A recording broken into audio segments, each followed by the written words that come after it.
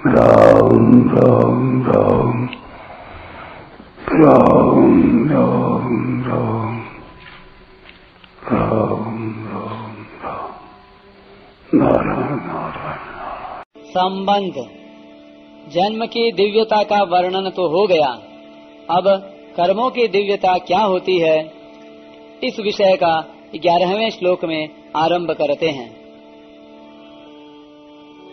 ये यथा मां प्रपद्यन्ते तांस्तथैव भजाम्यहम् मम वर्त्मानुवर्तन्ते मनुष्याः पार्थ सर्वशः। हे पृथानंदन, जो भक्त जिस प्रकार मेरी शरण लेते हैं मैं उन्हें उसी प्रकार आश्रय देता हूँ, क्योंकि सभी मनुष्य सब प्रकार से मेरे मार्ग का अनुकरण करते हैं। व्याख्या। ये यथा मां प्रपद्यन्ते तांस्तथैव भजाम्यहम्। भक्त भगवान की जिस भाव से, जिस संबंध से, जिस प्रकार से शरण लेता है, भगवान भी उसे उसी भाव से, उसी संबंध से, उसी प्रकार से आश्रय देते हैं। जैसे भक्त भगवान को अपना गुरु मानता है तो वे श्रेष्ठ गुरु बन जाते हैं, शिष्य मानता है तो वे श्रेष्ठ शिष्य बन जाते हैं, माता पिता मानता है तो वे श्रेष्ठ माता पिता बन जाते हैं, पुत्र मानता है तो वे श्रेष्ठ पुत्र बन जाते हैं, भाई मानता है तो वे श्रेष्ठ भाई बन जाते हैं, सखा मानता है तो वे श्रेष्ठ सखा बन जाते हैं, नौकर मानता है तो वे श्रेष्ठ नौकर बन जाते हैं। भक्त भगवान के बिना व्याकुल हो जाता है तो भगवान भी भक्त के बिना व्याकुल हो जाते हैं। अर्जुन का भगवान श्री कृष्ण के प्रति सखा भाव था तथा वे उन्हें अपना सारथी बनाना चाहते थे, अतः भगवान सखा भाव से उनके सारथी बन गए। विश्वामित्र ऋषि ने भगवान श्री राम को अपना शिष्य मान लिया तो भगवान उनके शिष्य बन गए। इस प्रकार भक्तों के श्रद्धा भाव के अनुसार भगवान का वैसा ही बनने का स्वभाव है। अनंत ब्रह्मांडों के स्वामी भगवान भी अपने ही बनाए हुए साधारण मनुष्यों के भावों के अनुसार बर्ताव करते हैं। यह उनकी कितनी विलक्षण उदारता, दयालुता और अपनापन है। भगवान विशेष रूप से भक्तों के लिए ही अवतार लेते हैं, ऐसा प्रस्तुत प्रकरण से सिद्ध होता है। भक्त लोग जिस भाव से, जिस रूप में भगवान की सेवा करना चाहते हैं, भगवान को उनके लिए उसी रूप में आना पड़ता है। जैसे उपनिषद में आया है, एकाकी न रमते, अकेले भगवान का मन नहीं लगा तो वे ही भगवान अनेक रूपों में प्रकट होकर खेल खेलने लगे। ऐसे ही जब भक्तों के मन में भगवान के साथ खेल खेलने की इच्छा हो जाती है, तब भगवान उनके साथ खेल खेलने के लिए, लीला करने के लिए प्रकट हो जाते हैं। भक्त भगवान के बिना नहीं रह सकता तो भगवान भी भक्त के बिना नहीं रह सकते। यहाँ आए यथा और तथा इन प्रकारवाचक पदों का अभिप्राय संबंध, भाव और लगन से है। भक्त और भगवान का प्रकार एक सा होने पर भी इनमें एक बहुत बड़ा अंतर यह है कि भगवान भक्त की चाल से नहीं चलते, प्रत्युत अपनी चाल से यानी अपनी शक्ति से चलते हैं। दरिया दूषण दास में नहीं राम में दोष, जन चाले इक पावड़ो हरि चाले सौ कोस। भगवान सर्वत्र विद्यमान, सर्व समर्थ, सर्वज्ञ, परम सुहृद और सत्य संकल्प हैं। भक्त को केवल अपनी पूरी शक्ति लगा देनी है, फिर भगवान भी अपनी पूरी शक्ति से उसे प्राप्त हो जाते हैं। भगवत प्राप्ति में बाधा साधक स्वयं लगाता है, क्योंकि भगवत प्राप्ति के लिए वह समझ, सामग्री, समय और सामर्थ्य को अपनी मानकर उन्हें पूरा नहीं लगाता, प्रत्युत अपने पास बचाकर रख लेता है।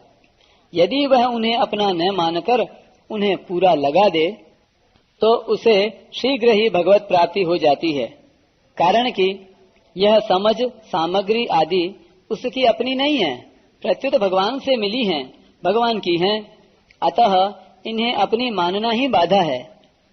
साधक स्वयं भी भगवान का ही अंश है, उसने खुद अपने को भगवान से अलग माना है, भगवान ने नहीं।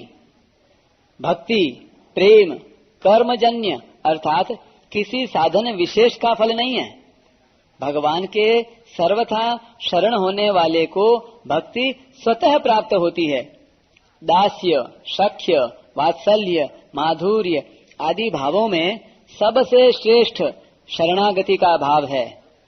यहाँ भगवान मानो इस बात को कह रहे हैं कि तुम अपना सब कुछ मुझे दे दोगे तो मैं भी अपना सब कुछ तुम्हें दे दूंगा, और तुम अपने आप को मुझे दे दोगे तो मैं भी अपने आप को तुम्हें दे दूंगा।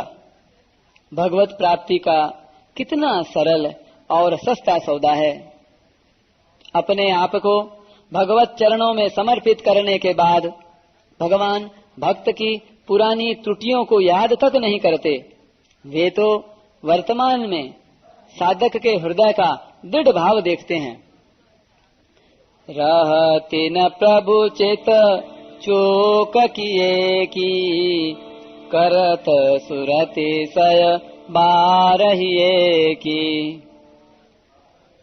इस 11वें श्लोक में द्वैत अद्वैत सगुण निर्गुण सायुज्य सामित्य आदि शास्त्रीय विषय का वर्णन नहीं है, प्रत्युत भगवान से अपनेपन का ही वर्णन है। जैसे 9वें श्लोक में भगवान के जन्म कर्म की दिव्यता को जानने से भगवत प्राप्ति होने का वर्णन है। केवल भगवान ही मेरे हैं और मैं भगवान का ही हूँ, दूसरा कोई भी मेरा नहीं है और मैं किसी का भी नहीं हूँ। इस प्रकार भगवान में अपनापन करने से उनकी प्राप्ति शीघ्र एवं सुगमता से हो जाती है। अतः साधक को केवल भगवान में ही अपनापन मान लेना चाहिए, जो वास्तव में है, चाहे समझ में आए अथवा न आए। मान लेने पर जब संसार के झूठे संबंध भी सच्चे प्रतीत होने लगते हैं, फिर जो भगवान का सदा से ही सच्चा संबंध है वह अनुभव में क्यों नहीं आएगा, अर्थात अवश्य आएगा। यहाँ शंका होती है कि जो भगवान को जिस भाव से स्वीकार करते हैं, भगवान भी उनसे उसी भाव से बर्ताव करते हैं, तो फिर यदि कोई भगवान को द्वेष वैर आदि के भाव से स्वीकार करेगा तो क्या भगवान भी उससे उसी द्वेष आदि के भाव से बर्ताव करेंगे?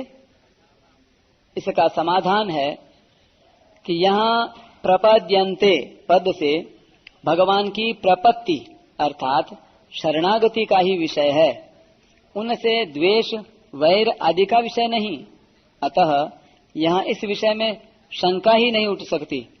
फिर भी इस पर थोड़ा विचार करें तो भगवान के स्वीकार करने का तात्पर्य है कल्याण करना। जो भगवान को जिस भाव से स्वीकार करता है, भगवान भी उससे वैसा ही आचरण करके अंत में उसका कल्याण ही करते हैं। इस पर एक टिप्पणी है, कामाद्वेषाद् भयात् स्नेहाद् यथा भक्त्येश्वरे मनः आवेश्य तदघं हित्वा बहवस्तद्गतिं गताः। अनेक मनुष्य काम से, द्वेष से, भय से और स्नेह से अपने मन को भगवान में लगाकर एवं अपने सारे पाप धोकर वैसे ही भगवान को प्राप्त हुए हैं जैसे भक्त भक्ति से। भगवान प्राणी मात्र के परम सुहृद हैं, इसलिए जिसका जिसमें हित होता है भगवान उसके लिए वैसा ही प्रबंध कर देते हैं। वैर द्वेष रखने वालों का भी जिससे कल्याण हो जाए वैसा ही भगवान करते हैं। वैर द्वेष रखने वाले भगवान का बिगाड़ भी क्या कर लेंगे? अंगद जी को रावण की सभा में भेजते समय भगवान श्री राम कहते हैं कि वही बात कहना जिससे हमारा काम भी हो और रावण का हित भी हो।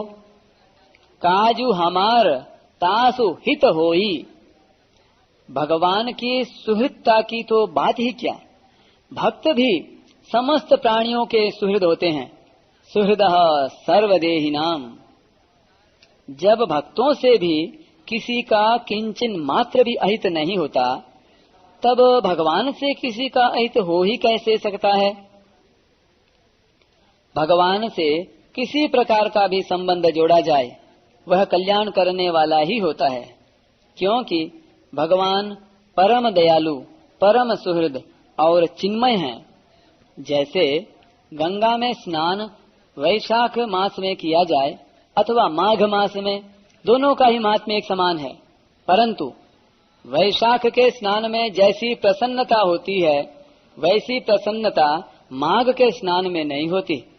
इसी प्रकार भक्ति प्रेम पूर्वक भगवान से संबंध जोड़ने वालों को जैसा आनंद होता है वैसा आनंद वैर द्वेष पूर्वक भगवान से संबंध जोड़ने वालों को नहीं होता।